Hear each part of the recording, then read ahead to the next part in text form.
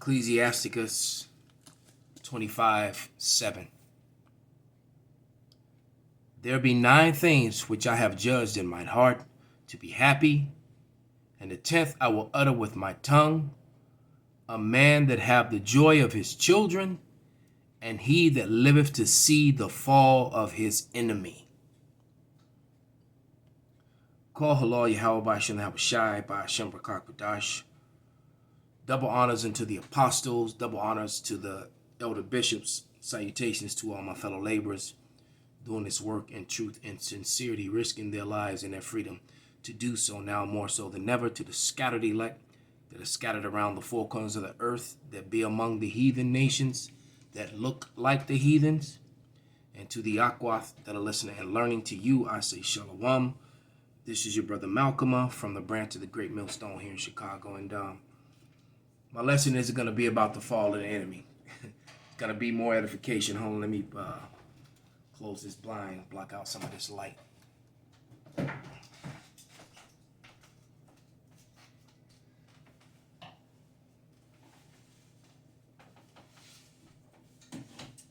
we go. I was enjoying edification from the elder Yashawamba on the and he has a video up, and this is on the Remnant Saved 144 Ba. So please don't ask me to post a video when I you know, that's kind of aggravating. I say the name of the video, the name of who did it, and then someone will still come on the comment board and ask for it. And it's like, if you watch the video, you'll know that. So it's so the elders channel, this particular channel is Remnant Saved 144 Ba. All right, 144 BA Ba. Okay, and it's called Theodore Roosevelt Statue Removed. In parentheses, the Red Horse. All right, so I just gave you the title and the channel. All right, so let's get to it. I was reading in Ecclesiastes, and it's amazing how much the precepts line up. You know, through the scriptures, it says, matter of fact, let me go to Psalms 119 and 90, I believe, 90. Psalms 119 and 90, yeah.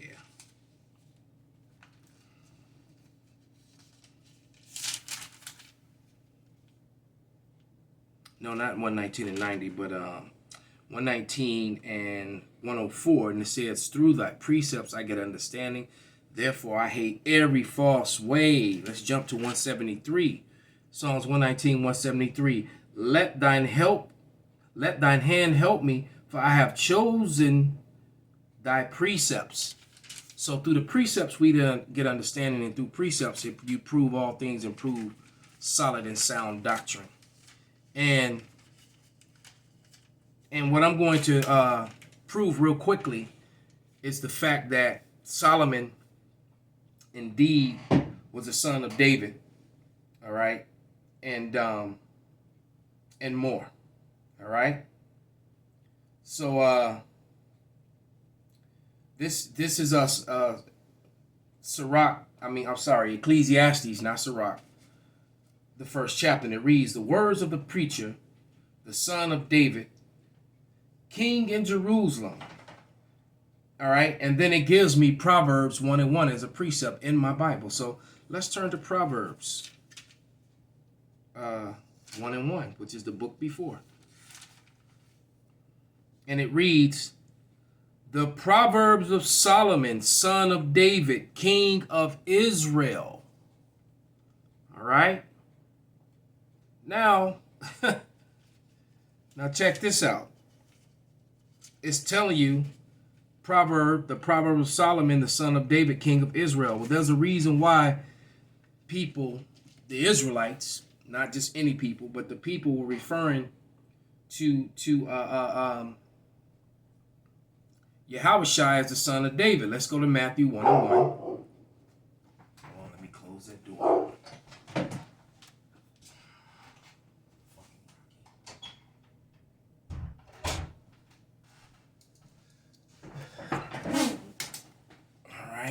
Let's go to Matthew 1:1.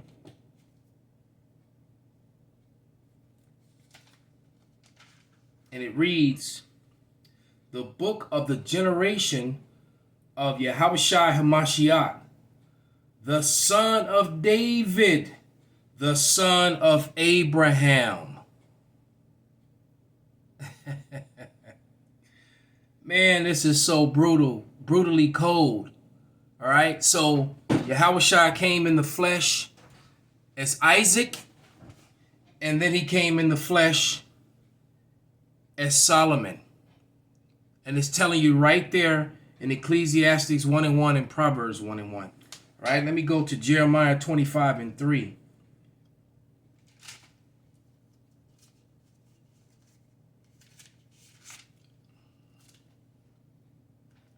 Or 23:5, Salakia.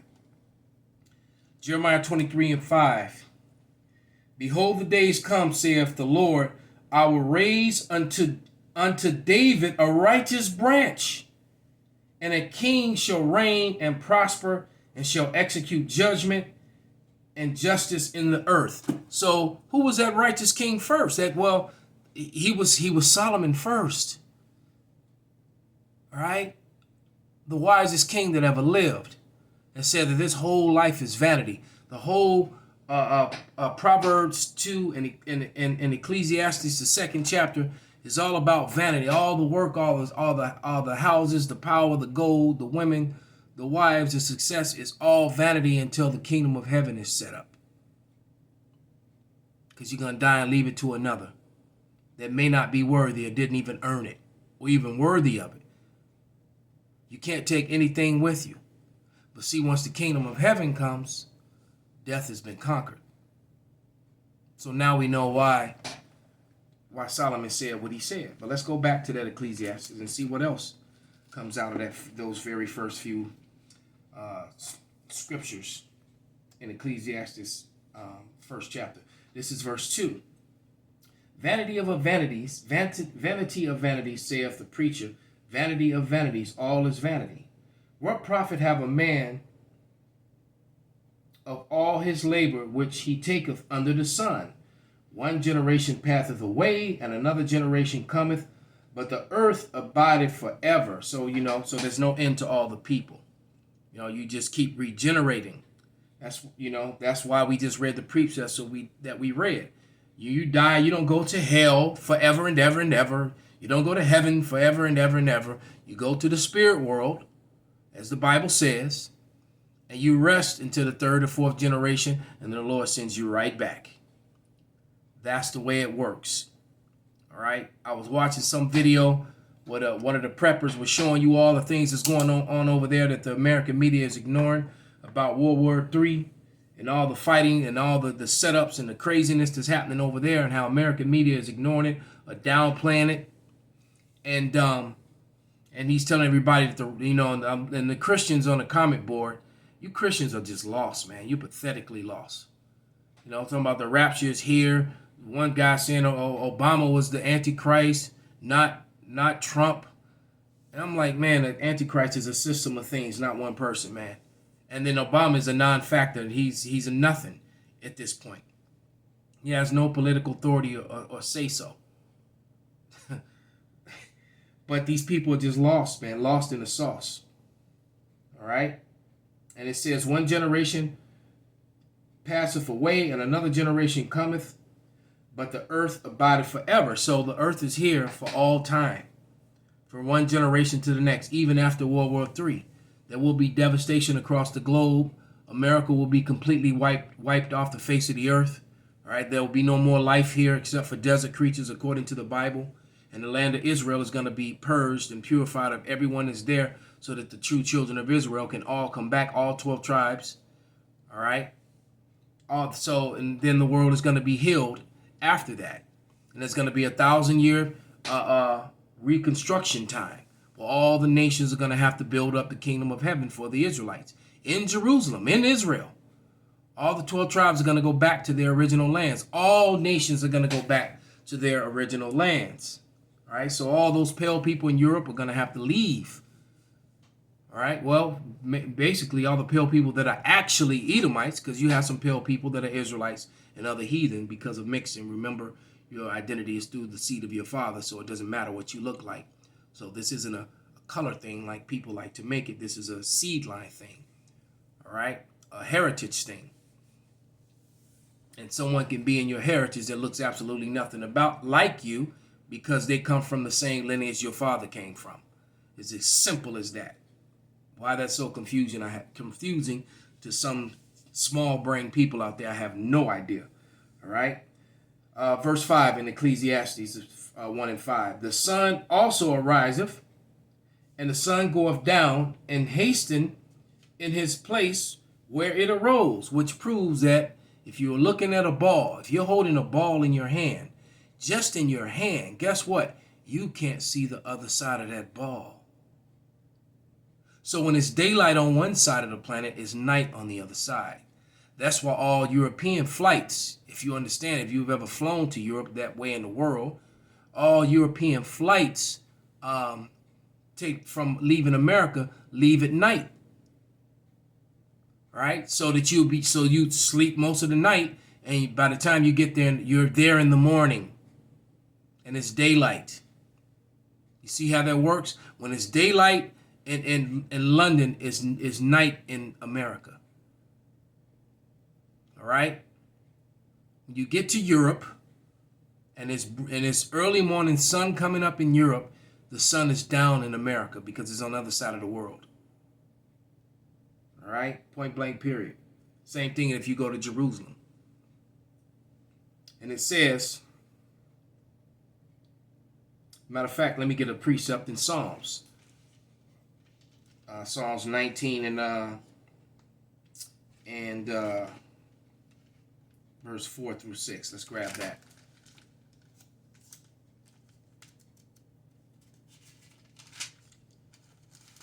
Reading is fundamental. Probably the only thing that was ever said in the American food system. That was actually correct. But this is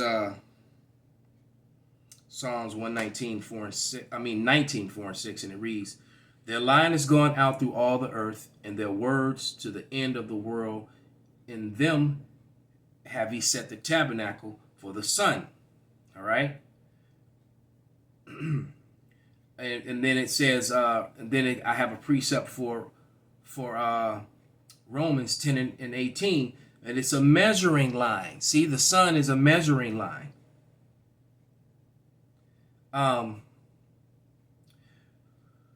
Which is the bridegroom coming out of the chamber, and rejoice as a strong man to run the race. He is going forth, is from the end of heaven, and the circuit unto the end of it, and there is none hid from the heat thereof. All right, a circuit is a circle. All right, that's a circle. The earth is a circle, and not that that's important to salvation, but for truth's sake, it is important. All right, because I'm not going to argue with someone who believes that the world is flat, but I've just found it amazing that that has been an issue amongst Israel and even in the so-called scientific community. All right, because if the earth was flat, it will be daylight at the same time all over the whole world. That's impossible. Back to Ecclesiastes, it says, verse 6. It says, "The wind goeth toward the south and turneth about unto the north. It whirleth about continually." All right, so the wind goes in a circle. It heads south and comes back around again. All right, and it says, "The wind returneth again according to its circuits." All right, all the rivers run into the sea, yet the sea is not full.